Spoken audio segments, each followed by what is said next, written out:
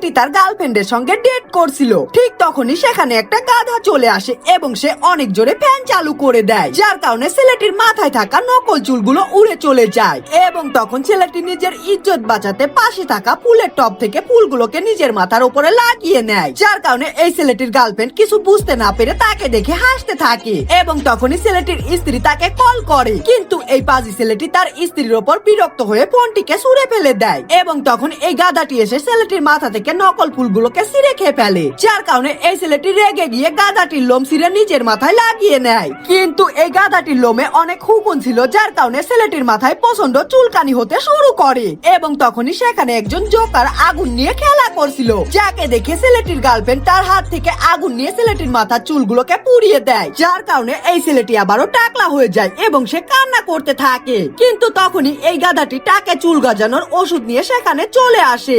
এবং তখন এই ছেলেটি এই ওষুধ খাওয়া মাত্রই তার দাড়িগুলো অনেক বড় বড় হয়ে যায় এবং তার এই বিশ্রী অবস্থা দেখে তার গার্লফ্রেন্ডটাকে ছেড়ে দিয়ে চলে যায়। এবং তখন এই ছেলেটি নিজের দাড়িগুলো নিয়ে অনেক চিন্তায় পড়ে যায় এবং সে কান্না করতে থাকে। ঠিক তখনই এই গাধাটি তার দাড়িগুলোকে টেনে ছিঁড়ে ফেলে এবং এই লোকটি খুশি হয়ে গাধাটিকে জড়িয়ে ধরে। কিন্তু হঠাৎ সে বুঝতে পারে এই গাধাটি আসল নয়, তার স্ত্রী তাকে শিক্ষা দেওয়ার জন্য গাধা সেজে এসেছে।